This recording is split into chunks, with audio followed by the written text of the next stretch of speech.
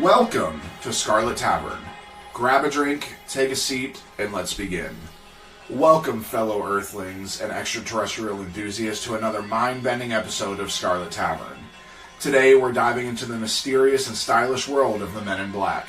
No, not the ones with the snazzy suits and neuralizers, but the elusive intergalactic enforcers who keep our planet's extraterrestrial secrets under wraps. Strap in for a wild ride as we explore the tales of shadowy figures and shades, alien encounters, and the cosmic conspiracy that's been buzzing under our noses. Get ready to question reality, wonder about the truth that's out there, and perhaps, just perhaps, discover that the real MIB have been sipping space lattes at your local diner all along. So grab your neuralizer-resistant tinfoil hats, and let's venture into the mysterious and quirky realm of the Men in Black.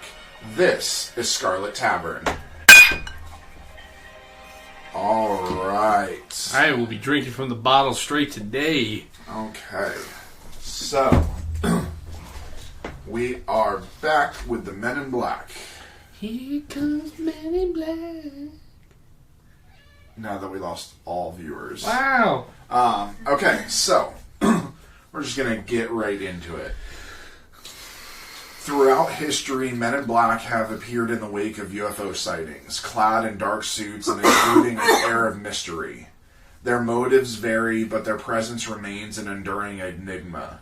While some describe them as cold, aloof gentlemen, others recount encounters with unnaturally bald figures speaking in robotic voices. Stop looking at me. Speculation runs rampant. Are they extraterrestrial beings in disguise or experimental cyborgs of the government? Okay, so Pam's a gray, I'm a Men in Black. What does that make you? A human? Yeah. A normal person. Yeah, I have my doubts. In 1997, the Men in Black phenomenon reached the silver screen with blockbuster films starring Will Smith and Tommy Lee Jones.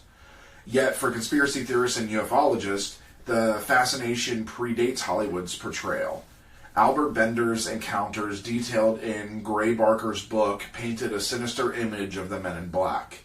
Bender's own words describe them as floating figures with eyes that pierce the soul, instilling an unbearable agony. But who are the Men in Black? Government agents suppressing UFO truths, or shape-shifting aliens masking their true identities? The debate rages on. Some see them as protectors of a hidden reality, while others dismiss them as figments of mass panic. As the dust settled from World War II and the Cold War looms, paranoia gripped the nation, giving rise to the first mass sightings of UFOs. In popular culture, the Men in Black are synonymous with government secrecy and intimidation tactics. Whether real or imagined, their presence looms large to appearances in science fiction franchises. The Men in Black continue to captivate the human imagination, leaving us to ponder the mysteries of the cosmos and the shadowy that guard its secrets. I think that was supposed to be shadows. The shadows that guard its secrets. The details and motives surrounding encounters with the Men in Black are as varied as they are perplexing. While some accounts depict them as merely cold and distant figures clad in black suits, others describe unsettling sensations emanating from these enigmatic visitors. Reports diverge wildly, portraying these individuals as eerily bald. I'm not bald. Going there. It's happening. Speaking in unnaturally mechanical tones and sporting lipstick over lipless mouths. Not me. I don't wear lipstick. Yet. The narratives range from speculations of extraterrestrial origins, with Men in Black posing as humans to observe us, to theories of government-employed experimental cyborgs. Amidst this tapestry of tales, the truth behind the Men in Black remains elusive, cloaked in layers of mystery and intrigue. Whether they represent beings from another realm or products of clandestine human experimentation, the identity and intentions of these peculiar interlopers may forever elude our understanding. In their mysterious manifestations, the Men in Black typically emerge in small clusters of 2 or 3, reportedly employing intimidation tactics to enforce the silence of witnesses regarding their experiences. While some assert that these men in black are operatives of the government, others entertain the notion that they could be extraterrestrial entities adept at assuming human form. Throughout their myriad manifestations, the men in black consistently adhere to a singular objective, silencing witnesses of the peculiar and otherworldly occurrences. The inception of the enigmatic men in black, who would later captivate UFO conspiracy enthusiasts and permeate mainstream consciousness, conceivably dates back to a specific moment, June 27th, 1947. Ben remembers that. I do not. I was not born. The origin tale may very well revolve around a lone man, a youth, and their faithful canine companion aboard a vessel. In what became known as the Maury Island UFO incident, Harold Dahl and his son Charles were on a conservation mission gathering logs near the eastern shore of Maury Island, Washington, in Puget Sound. As they worked, they were startled by the sight of 6 donut-shaped crafts hovering above them. Suddenly, one of the crafts released a barrage of metallic debris, injuring Charles and killing Dahl's dog. Just to note, no relation to Roald Dahl. Roald Dahl? You don't know who that is? No, who's that? You guys really don't know who Roald Dahl is. No? I will show you. No. I bet you any money these guys just happened to be under some flying saucers that were just dumping their trash. Maybe. Sounds like it. I mean, they're just flying by over Puget Sound, dumping their stuff in the water. Sounds like every other tourist in that area. If I remember the story correctly, it was a crash or some sort. Oh. So, Roald Dahl was a children's author. He is from England. Oh, no.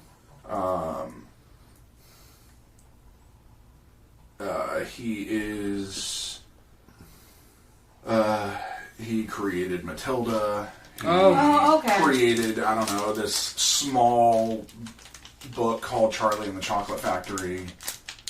Is it popular? Yeah, James and the Giant Peach. So, I've heard of those, okay. A few small books. But yes, that is... Roald Dahl is a very famous author that I'm surprised you guys did not know who he was. No. But no relation. Dahl promptly captured photographs of the strange flying objects and shared them with his supervisor, Fred Chrisman. Despite initial skepticism, Chrisman witnessed one of the crafts himself upon investigating the scene.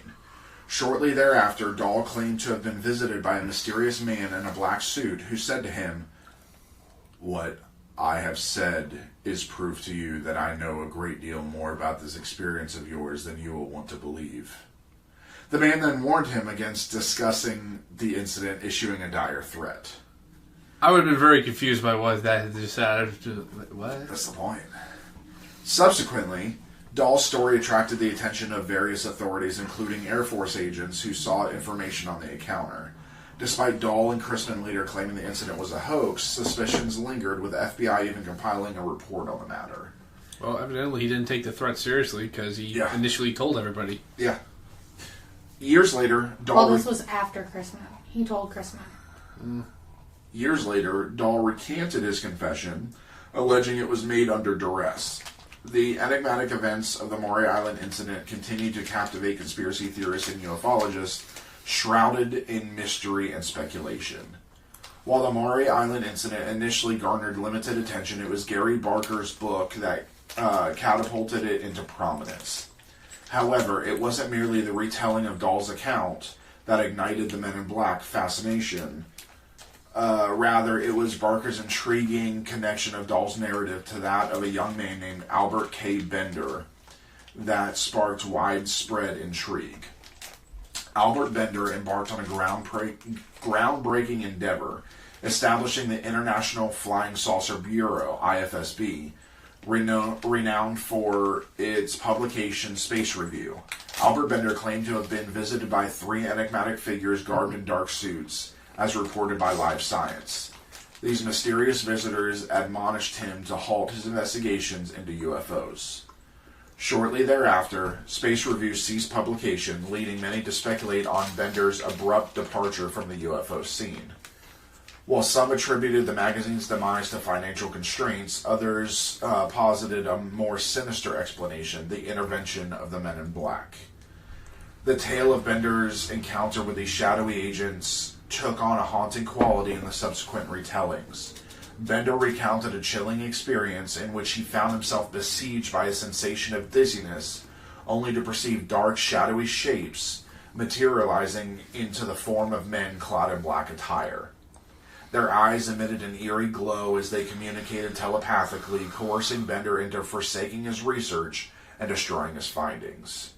Albert Bender's encounter with the Men in Black cast a long shadow over his once promising endeavors in ufology, leaving him forever changed and haunted by the mysteries of the unknown. I mean, that sounds pretty terrifying. Yeah. Yeah, the Men in Black aren't nice aliens. So they don't get jiggy with it? No. No, that's sad. You're not going to sing Getting Jiggy with it? No, nobody wants that. Even I don't want that. No, we don't. Will Smith will slap you. I don't have. He'll slap anybody. I was about to say, but I don't have his wife in my mouth. You just did. Oh, that's Yeah. true. It's like the game. God damn it. I just lost the game, fucker. To all your viewers, our viewers and fans out there, you also have lost the game thanks to Kayde. Yeah. Nonetheless, Bender's narrative piqued the interest of Gray Barker, finding its place among the myriad accounts featured in They Knew Too Much About Flying Saucers, shedding further light on the enigmatic Men in Black phenomenon. Within the pages of his book, Barker vividly portrayed Bender's encounter, depicting the Men in Black as three men in black suits with threatening expressions on their faces. Three men who walk in on you and make certain demands. Three men who know what you know about the saucer's true nature. For believers in UFO conspiracies, the presence of the Men in Black served as a peculiar validation of their convictions. A witness being threatened lent credence to the reality of the phenomena, reasoning that if it were mere fabrication, why the need for silencing? At this juncture, UFOs had transcended the confines of fringe tabloid fodder to occupy prominent positions on the front pages. These were the years following the notorious Roswell, New Mexico UFO incident, and Gray Barker's tome functioned not as a conspiratorial manifesto, but rather as an anthology of a burgeoning folklore. The conceptualization of UFO phenomena and the Men in Black as elements of folklore or cultural mythology gained traction with a 1957 publication of a report by esteemed psychoanalyst Carl Jung titled Flying Saucers, A Modern Myth of Things Seen in the Skies. Although Jung refrained from taking a definitive stance on the existence... That, for those listening, that is our new Tavern Cat Noodles. Yes. A definitive stance on the existence of UFOs, he astutely observed, our time is characterized by fragmentation, confusion, and perplexity. At such times, men's eyes turn to heaven for help, and marvelous signs appear from on high. In the compendium, UFOs and Popular Culture, folklorist James Lewis remarked on Barker. Barker considered himself an entertainer and folklorist rather than a factual reporter, and was a gifted writer with a gentle, understated sense of humor. Over time, the mythology surrounding UFOs continued to evolve. Increasing numbers of individuals stepped forward, asserting encounters with aliens or citing mysterious celestial objects, each incident fueling its own narrative and captivating audiences with its intrigue. In 1962, Albert Bender unveiled his own literary exploration focused squarely on the Men in Black, titled Flying Saucers and the Three Men. Within its pages, Bender's prose crafted a chilling tableau of the Men in Black, depicting them in even more sinister hues. They floated about a foot off the floor. They resembled clergymen, yet donned hats reminiscent of the Hombier style. The faces were partially obscured by these hats, rendering them indistinct. The eyes of all three figures suddenly illuminated like flashlight bulbs. Their gaze seemed to sear into my very soul, exacerbating the agony above my eyes to an almost unbearable degree. Very poetic. I can see why they thought that he saw himself as more of a folklorist. This is a lot of colorful language for... 3 guys showed up at my house and told me to shut the F up about flying saucers. Pretty much.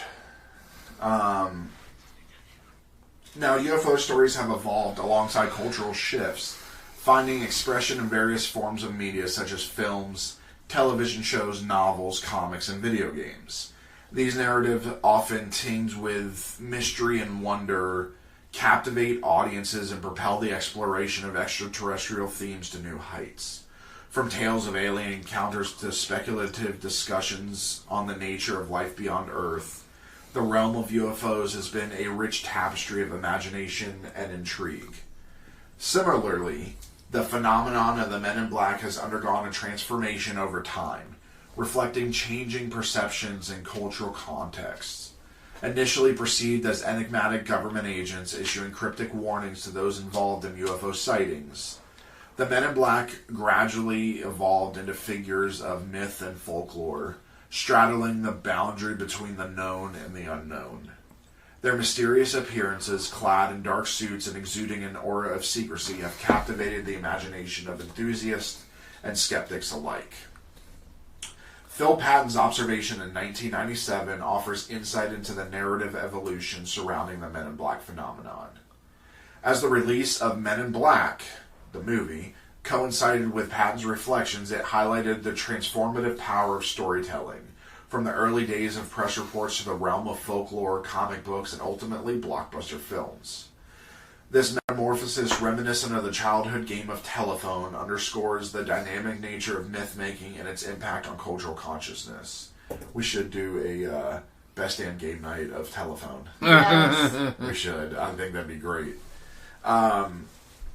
The Maury Island incident, initially overlooked, gained prominence with the publication of Gray Barker's book in 1956. Barker's exploration of Howard Dahl's encounter, intertwined with Albert K. Bender's chilling experiences, served to amplify the intrigue surrounding the Men in Black. Bender's vivid portrayal of these shadowy figures and flying saucers and the three men delved into realms of terror and uncertainty, depicting them as ethereal entities with piercing gaze and ominous intentions. Despite lingering doubts about Barker's intentions and the veracity of his accounts, his works, including The Silver Bridge, left an indelible mark on paranormal discourse. Barker's narratives, including Bender's harrowing experiences, introduced the concept of Men in Black to a wider audience, sparking speculation and debate on their origins and motivations. Reports of Men in Black encounters have persisted over the decades, transcending Barker's alleged hoaxes and genuine encounters alike. These enigmatic figures continue to fascinate and intrigue, inspiring a plethora of theories and interpretations. Whether viewed as agents of government suppression or emissaries from extraterrestrial realms, the Men in Black remain potent symbols of secrecy and intimidation in the realm of ufology and beyond.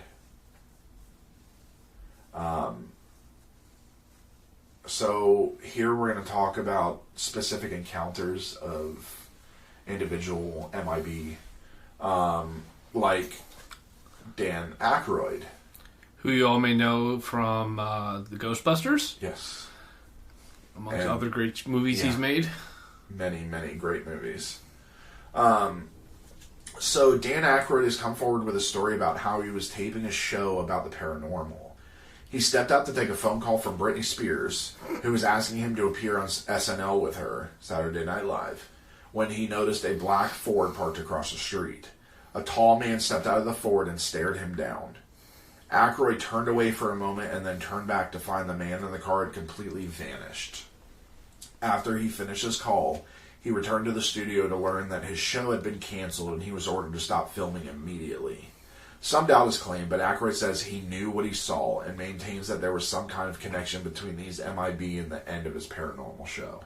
I kind of want to see his paranormal show. That'd be a good show. He there was a point when he was into it and he did he had another paranormal show. It was more of a regular dramatic show, but then in the beginning and the end he would talk about something.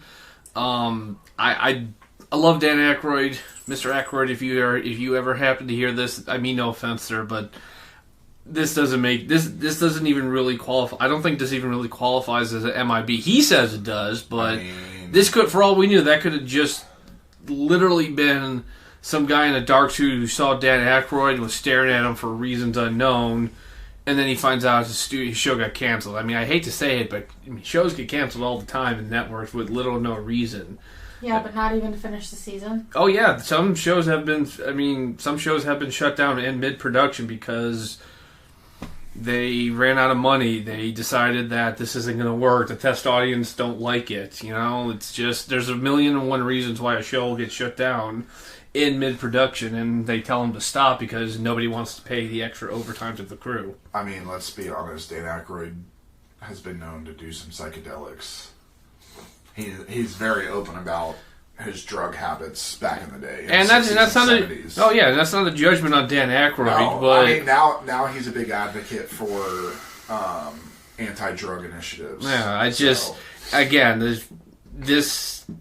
think Dan Aykroyd literally probably this happened to him. Maybe that was Britney Spears' manager. Yeah, didn't want Dan Aykroyd on the Britney Spears' dad. Yeah, the head of her custodialship or something. Yeah. I mean, this sounds like something where Dan Aykroyd this probably happened the way Dan Aykroyd said it did happen, and then maybe like weeks or months later he's thinking about it. He reads something about the Men in Black, and then he just subconsciously thinks he's like, there was that guy that was on that day. He was staring at me. He had a dark suit on, but they didn't threaten him. He didn't float across with glowing eyes piercing into his soul. Yeah, but not all of them did do that. Yeah. This is so far. This is a weak let's listen to some more stories and see. Oh, yeah. A man known only as Larry claims that one night he was drifting off to sleep when he was contacted by a strange presence who communicated with him telepathically. This weird presence explained that he was not from Earth, but beyond, that he gave no reason for contacting Larry. Somewhat skeptical, Larry asked the presence to provide some proof of its existence beyond simply sending thoughts to his head. He wanted a face-to-face meeting. The presence agreed to provide him with further proof. He would show up during the day when Larry was with his best friend. Larry wasn't sure what to make of the entire thing the next day, and while he continued on life as usual, he obsessed about the dream for months afterward. Eventually, he caught up with his buddy at an Independence Day celebration at a nearby park. As Larry was talking with his friend, a black van pulled up nearby and two black-clad men got out. Two more similarly dressed men exited the van after them, but they did not appear to be entirely human in shape. The strange men sat down at a nearby picnic table, looked over at Larry, and then re-entered their van and left just as mysteriously as they had arrived. Larry never found out why they had contacted him. It sounds like they didn't contact him at all, except for the voice in his head. They just showed up he just saw a bunch of guys get out of a dark van, just sat at a bench and looked at him, and then walked away without telling them, talking to him. But why would they do that? Who says they were there for him? They literally got out of the van, sat at a bench, looked at him, and they got right back in the van and left. That makes no sense. They were there for him because they literally told him that they would show up when Larry was hanging out with his friend next. The next time he caught up with that friend, this mysterious van shows up and they get out and get back in. If you guys haven't noticed, Ben is the resident skeptic. I believe 100%. I believe in UFOs. Just so these two stories don't strike me as an MIB incident. So far, the Men in Black haven't even really talked to these people yet. I'm gonna laugh when Ben's on a job and a mysterious black van rolls up and a guy in a black suit comes out, stares at you, and then walks away. You are going to piss your pants. You better not. None of you get to hire anybody to do that either. That'd be funny. It would. Now I'm going to make sure one of your jobs is for Men in Black. Just don't do it around any of the government contractors I go to. That would be very, very, very bad. Oh, that's coming up. A video was captured of 2 men in black who allegedly entered a hotel in Canada. Well, nothing ever good comes from Canada. Yeah, this is true. And started asking questions about one of the hotel employees. The stories say that the employee in question had recently seen a UFO and had told others about his experience. Not long after, these 2 men showed up at his place of employment. Luckily for him, he was not working during their visit. According to witness accounts, the men were asking people not only about the employee in question, but also about conspiracies in general. They had no eyebrows or eyelashes, strange hypnotic eyes, bald heads possibly disguised by wigs, and clothes that seemed to be meant for fitting in, but somehow were just enough out of place to raise alarm bells. These 2 men were definitely caught on camera. The question is whether they were clandestine government agents, beings from another world in disguise, or simply the product of a clever hoax. Regardless of the answer, there is something hair-raising about these 2 men in suits walking into a hotel in the middle of the day and asking strange questions about one of the employees, then leaving as mysteriously as they came. You know what I picture with this? If you guys have ever watched American Dad, I picture Roger when he dresses up in normal clothes, puts on the wig and all of that. And that's what I picture with this. See, it's just Roger trying to blend in. See, if this is a real incident, I can believe this. Like, I'm nominally skeptical of the whole MIB thing in general, but this is it. Like, they went in, they talked, they tried to figure out where this guy was to question him possibly. Now, obviously, according to this, they never found him, but they got him on camera. This one, if it's true, it's believable.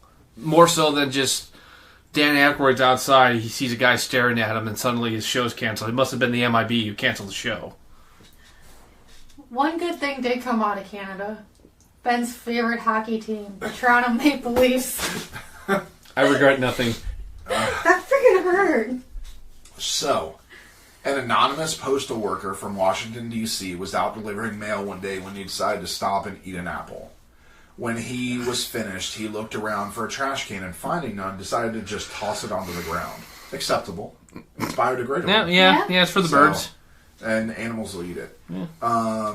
Before he could leave the area, a security guard approached and lectured him for his negligence, explaining that the entire building and surrounding grounds were under constant surveillance. Postal worker thought about this, along with the fact that he had already had to be buzzed in to deliver the mail, and began thinking that there was more to this place than met the eye. Listen, security guard, this man has more power than you do. He's a federal employee, so calm down. A while later, he was out on his usual delivery run when he came by the foreboding building again. This time he saw 3 men walking toward the building, except they didn't appear to be like men. They waddled when they walked instead of putting one foot in front of the other, and they were abnormally thin. It was this thinness more than anything that frightened him. Though shaken, he decided to soldier on the march his way up to the door to deliver the mail. When he entered, he found a group of men who began questioning him about what he had seen moments earlier. He was flabbergasted and unable to respond until one of the strange beings who he had seen earlier sidled up near him, at which point he felt even more terrified. After more grilling by the men in the room, and after repeating that he had seen nothing at all, he was allowed to leave. His mail route was changed shortly afterward. Yeah, it's kind of weird. One of these Ben will believe in.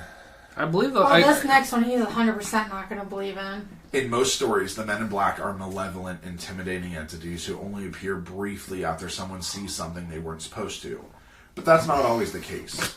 In one account, a woman claims that when she was a child, her engineer father was regularly visited by a man in black who went simply by the name Lev. This man was completely bald, which she noted was very odd during her time. When she went to shake his hand, the skin was impossibly smooth, as if he had no hair whatsoever on his body. The man constantly wore his trademark dark suit, glasses, and hat, even on scorching summer days. He was known for hanging around several engineers in the area, and her father always visited him in a little house near the local supermarket. The woman who tells the story says that she is sure her father knew Lev was an alien, although she never figured out what they talked about during their meetings. I mean, if he's an engineer, depending on where he worked, he could be selling secrets to someone like another country or representative. Or selling secrets to an alien. What an alien can visit Earth. What does he need? What do they need from human-based engineering? I mean, they were able to traverse space. You never know. Yeah. Or this is in no way judgment. Her father was having a secret homosexual affair with somebody, and in that little house, that little place by the supermarkets where they went to all their tryst. I don't know. Just saying, there's a lot of other explanations. She's saying he was gay with an alien. Who says he was an alien? Maybe he's she did. Well, yeah, maybe he was. I don't know. Some probing going on. An anonymous man related a tale of strange experience he had while sightseeing in Washington, D.C. Well, there's aliens all over D.C. Oh, yeah, 100%. Without realizing that there really wasn't anything of interest for a civilian to see, he wandered into the State Department building. He meandered through the lobby for a while until security became suspicious of him and headed over to usher him out of the building. However, before they could do so, he saw something that he would never forget. The elevator opened and 5 men got out. 2 of them were very businesslike and wore gray suits that were formal, but hardly remarkable beyond that. What drew his attention were the other 3 men and their escort. These men wore black hats pulled low over their eyes and long black trench coats, even though it was in the middle of summer. The appearance seemed so strange that our observer could only describe it as cartoonish. As they were walking by, one of the strange men lost his footing on the marble floor and fell to the ground, dropping his portfolio in the process. Upon helping him up, he noticed that the man's legs seemed extraordinarily weak, and it felt like there was a thick layer of wool underneath his suit. Even stranger, the man's expressions never appeared to change at all, despite falling onto the hard marble floor. Near the drop portfolio, he found a small coin with words written in no language he could identify. One side depicted a man with features like a wolf, and the other had navigational lines and 2 crescent moons. I don't know. Seems like an interesting story. I mean, just for everybody that knows, when we say that he walks into the State Department building, State Department is another name for the CIA. The State Department's the State Department. The CIA is located in Langley. Yes, but... Oh, I'm sure the CIA has... when you say, I work for the State Department... Oh, well, yeah, that's a lot. That is a common cover for yes. CIA agents and assets who work there because it gives them a diplomatic immunity. Plus, it's not as inconspicuous as, I wonder why an agricultural expert is running around a terrorist hotbed area or an area where the Russian or Chinese military also happens to be present.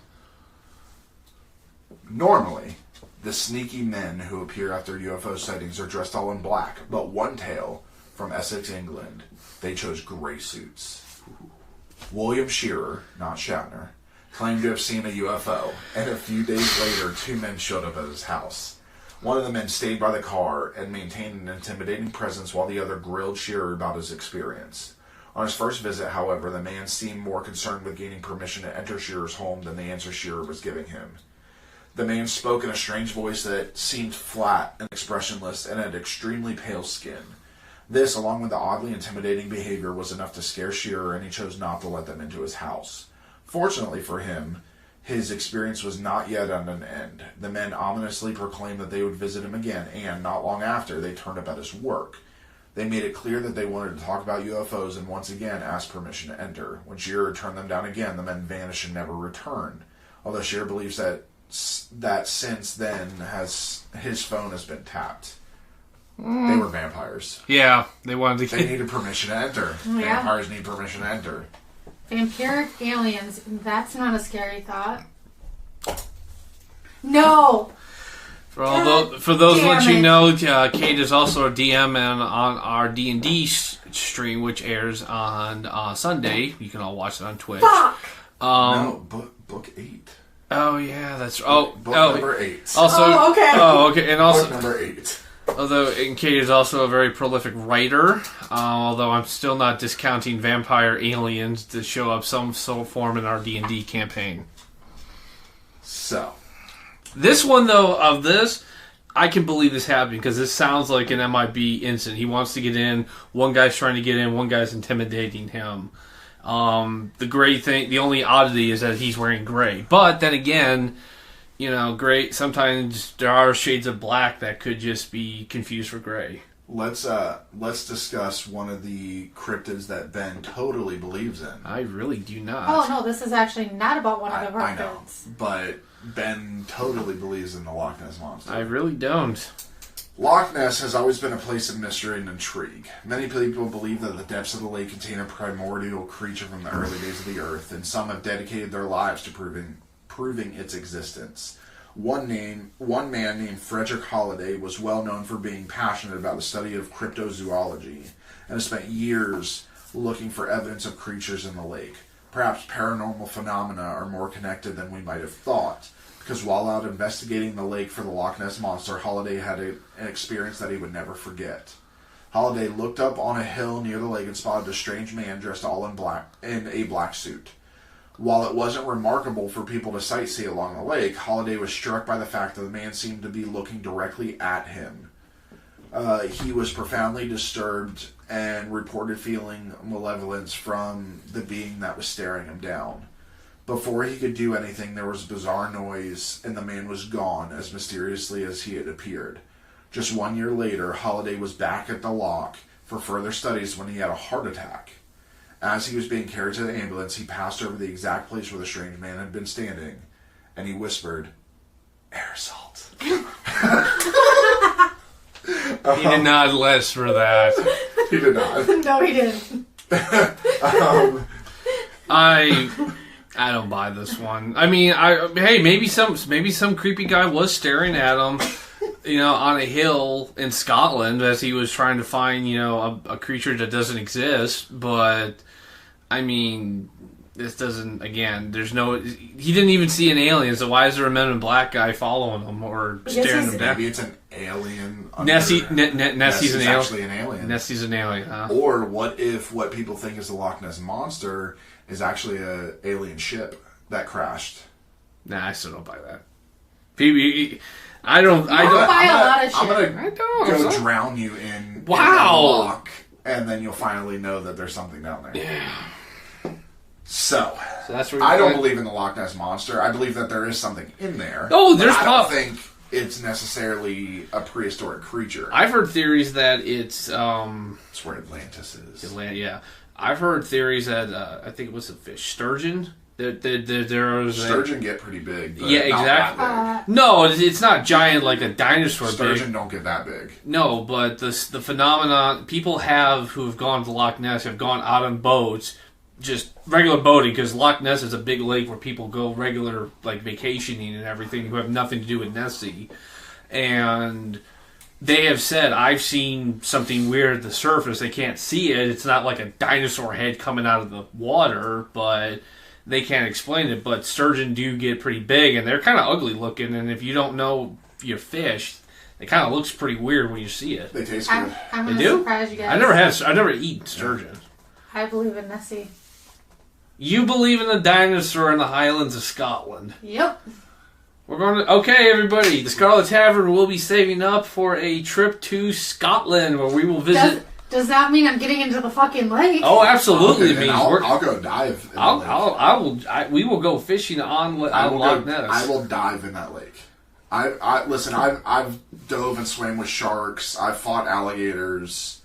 Folks, Kayde is originally from Florida, so this is like a Sunday afternoon for Floridian children. All right. Dr. Herbert Hopkins was working as a consultant on a UFO case in Maine. One evening, he received a phone call from someone purporting to be an activist in the UFO community, asking him if he could visit Hopkins to discuss the case. Only minutes later, the man arrived. The man was wearing a black suit and black tie and had very unusual facial appearances with no hair or eyebrows and an extremely pale figure. Hopkins' dog began barking erratically the minute the man entered the home. After the bizarre visitor was finished questioning him about the UFO case, the visit got even stranger. Here's how it went according to the website The Night Sky. The man in black informed Hopkins that there were 2 coins in Hopkins' pocket, which was correct, and asked him to remove one. Hopkins complied and held the coin, a shiny new penny, in the palm of his hand. The MIB told Hopkins to watch the coin closely. After a few moments, The coin took on a silvery appearance and then appeared to be going out of focus. It then began to fade and eventually disappeared altogether. The MIB informed Hopkins that the coin would never be seen on this plane again. He then inquired as to whether Hopkins was familiar with the alleged UFO abductee Barney Hill. Hopkins replied that he had heard of Hill, but was under the impression that he had died in the not-too-distant past. MIB informed Hopkins that that was correct. Barney didn't have a heart, said the MIB, just like you no longer have a coin. It should be noted that Barney Hill actually died of a cerebral hemorrhage. But Barney didn't have a heart. Told you that. MIB then gently suggested that Hopkins destroy any material that he had related to the UFO case. Hopkins, extremely shaken by the encounter, followed the advice of the man and burned all the files he had related to the case. While he had repeated phone troubles after, the phone company said that his line had been tampered with, he never saw the man again. It sounds like a fantastical tale. David Blaine? Yeah, I was about to say, David Blaine's a man, yeah. The only reason I'm skeptical is the fact that this is obviously anecdotal. We only have his word for it. And, of course, any evidence to support him having some kind of UFO incident by his own admission. He burned it. So Well, he didn't have a UFO incident. He was studying. He was studying a UFO incident. Exactly, but if we had more information about that incident, it might make a better connection, but he destroyed it. Well, you would destroy it too if a dude literally made a coin fucking just and then told you that he took somebody else's heart just like that. You know, maybe, I don't know, maybe. You would have fucking burned it. You would have pissed your pants. You would have. You would have Probably. pissed and shit your pants. Well, let's not go that... No need to go extreme. Paul Miller was returning home after a hunting trip when they saw a luminous disc in the sky. The disc landed in an empty field and the two humanoids emerged from the craft. Miller fired his gun at them and was believed to have injured one when he fled down a rural road. I'm Southern, I can't say rural. Rural road. Rural. Road in his car. However, at the moment, he realized he had lost time. It was almost 3 hours later than when he first encountered the craft. He shrugged it off and went back to his Air Force job the next day. However, upon entering work, he was immediately confronted by 3 men in black suits. They told him that they had his file. Despite having told nobody about the event, the men said that they knew all about it and mentioned that the encounter would best be forgotten. Paul says, "They seemed to know everything about me, where I worked, my name, everything else," Miller said. They also asked questions about his experiences as if they already knew the answers. Miller, terrified, did not come forward about his experiences until years later. A question for you, honey, about this. Where did this occur?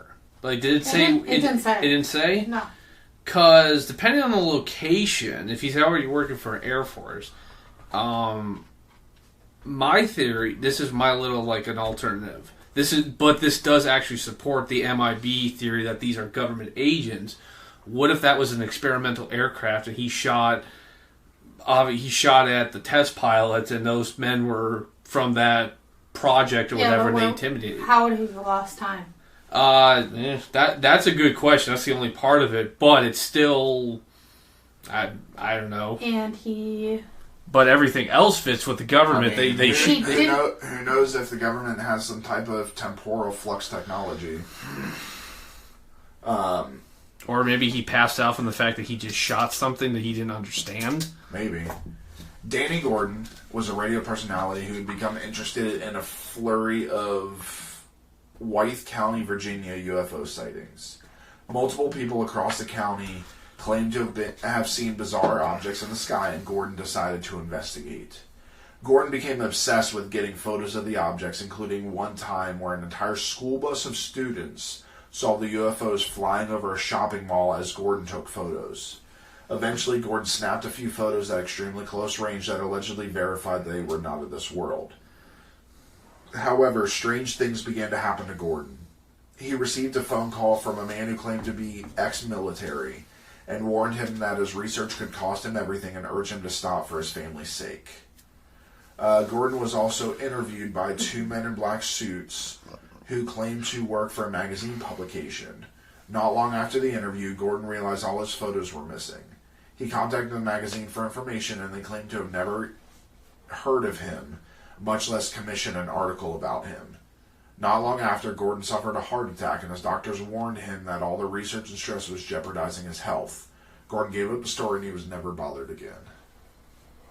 Could very easily have been government agents doing this too. That's the true MIB or clandestine agents. Also, by the way, Wythe County is actually only about 5.5 hours from here, so we should all take a road trip and see if we find some aliens. Yeah. We will make sure to say in public that he does not believe in the Men in Black. Yes. So that they make an appearance to him. UFO researcher Jack Robinson and his wife Mary began to experience extremely strange events as they pursued more alien and UFO-related research. They would come home to find their house rummaged and looked through and their UFO files disturbed. Mary also began to notice a strange man in a black suit and hat staring up at their apartment from the doorway. Mary mentioned this activity to a friend who drove over and saw what she was talking about for himself. The friend, Tim Green Beckley, snapped a photo of the man, which is believed to be one of the most ironclad pieces of proof of the Men in Black. I'd like to see that. I'd like to see this. Danger, Jack Robinson. Danger, if you go into... I will look it up later. Yeah.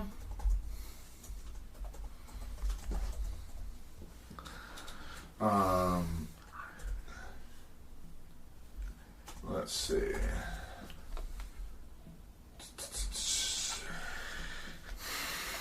I think a case is developing, a strong argument is developing for the MIB. Most of the credible stories here being government agents or agents, some clandestine agents, but probably human. Somebody could go sneaking around, snooping around where they're not supposed to be because they happen to be around some kind of experiment and they scare them off. Play up on the fact of, the myth of the MIB. Alright, so I showed you guys the picture. Yep, I see it. Alright, so in a curious convergence of academia and the enigmatic realm of UFO lore, Professor Peter Rojewicz found himself thrust into an uncanny encounter one fateful night within the hushed confines of the college library.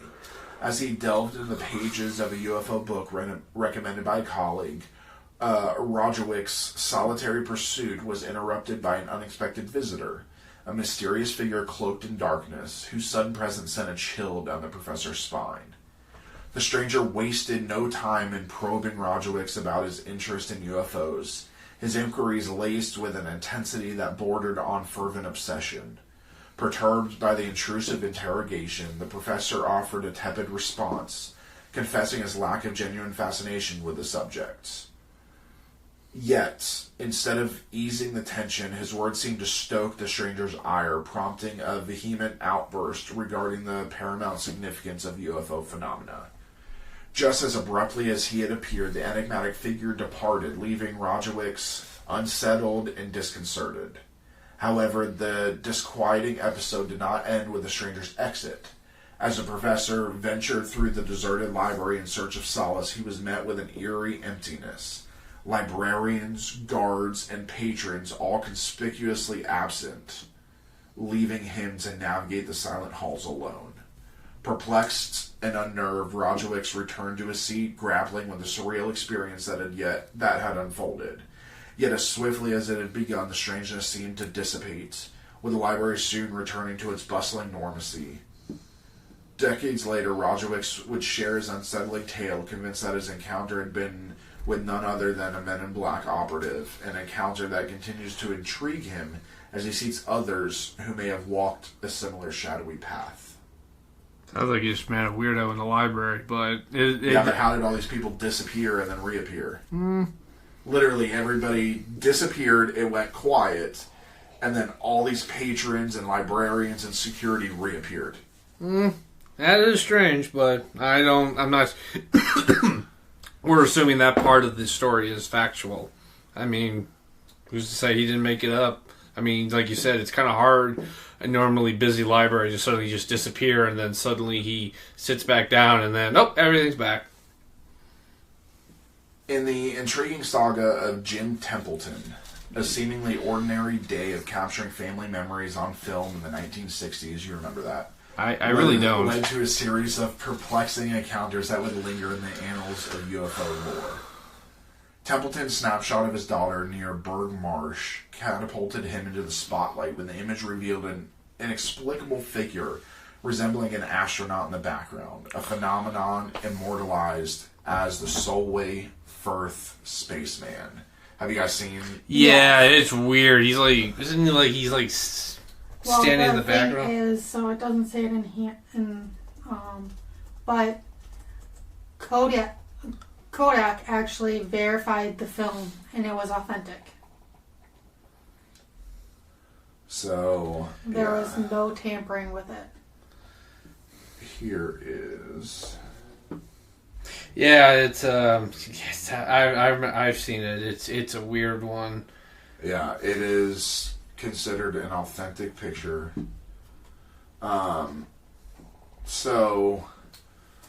Yet, it was not just the enigmatic photograph that captivated public attention, but the bizarre events that followed.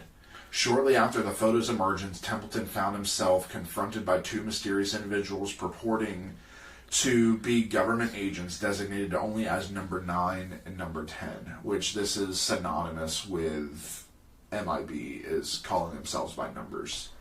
Despite their ambiguous credentials, Templeton complied with their request to return to the marsh, where he was subjected to a barrage of unconventional queries. Standard inquiries about the photo's circumstances and potential witnesses, Templeton faced an interrogation veering into the realm of the uncanny. The agent probed into weather conditions and the behavior of local animals, their line of questioning straying into the realm of the surreal. Templeton, taken aback by their hostility after mentioning the animals' peculiar reactions, vehemently defended the authenticity of his account, though met with skepticism. So the funny thing is, after the whole questioning, they just left him at the marsh. Oh. Well, I was about to say, they sound like a bunch of dicks. They take him out to the country and they just leave him? That sucks. In the 1960s, when there's no cell phones, no nothing. Yeah. Wow. What a bunch of dicks. However, the strangeness of Templeton's ordeal did not end there. Oh. Subsequent to his encounter with government agents, Templeton received an unexpected correspondence from employees at an Australian missile launch pad claiming to observe figures resembling the mysterious entity from his daughter's photo on security footage. Astonishingly, the missiles manufactured at the Australian site were produced a mere 20 miles from the location of Templeton's eerie photograph. As Templeton navigated his labyrinth of inexplicable events, the line between reality and the unknown blurred, leaving him grappling with questions that transcended the boundaries of conventional understanding.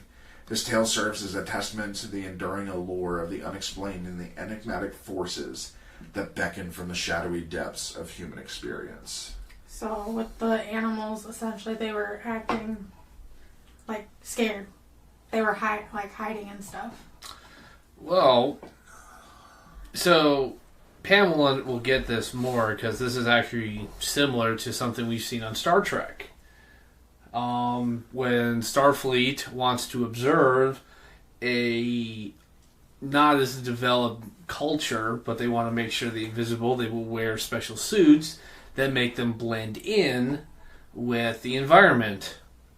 No, typically they just leave that culture the fuck alone. I refer to the movie Star Trek Insurrection. That Star Trek, that's the one with the lightsabers, right? But if, in fact, this may be a case of, this is aliens, this is a case of somehow by some strange coincidence, this was in England, right? No, Australia. Australia. Oh, this is all in Australia. Yeah. Yes. Okay. Somehow they were able to film an alien that was supposed to be, concealed, and then they interrogate him, tell him to drop it, and then somehow it's 20 miles away, the same thing was probably trying to observe the missile pad. Well, think about it this way with the photos. Ghosts don't always appear. You don't see a ghost, but you take a photo, you see the ghost. Exactly. And the animals probably can still sense it, even though they probably can't see it. Yeah. Animals are known to be adept to the paranormal. I think if this is an alien, I still kind of look at it through the lens of like Star Trek, like from imagine like an Anthropomorphic. You know what I'm talking about. You can't Anthropologist, like an alien anthropologist. Basically, they're trying to study the culture of a developing society, but obviously they can't just, be there without disturbing and sending everyone into a frenzy like, oh my god, blimey, there's an alien there. And it's like that movie where Spock takes the ring to Alderaan. I hate you. But no, I'm serious. This is one story of the MIB where I actually believe. Okay, these were aliens. They're trying to get them to shut up because these guys inadvertently stumbled upon like an alien surveillance mission that was there. Like, humans are developing missiles. He didn't really talk about it. He did, but that's still evidence of that there was something there, so they had to make sure, hey, don't be talking about this, or else. And they just... He still talked about it, I believe. Yeah. I'm going to post pictures of aliens. Of course you would. See if we get visits from the Men in Black. Yeah. Please don't. Yeah. You just blast them away. Fuck yeah! But yeah, I mean, that's also, although if these are aliens, that is a dick move just to leave some guy out in the middle of the Australian outback. I mean, Jesus Christ, there's like 20 different things that I could probably kill them. They're just like, they leave you there. Live long and may the force be with you.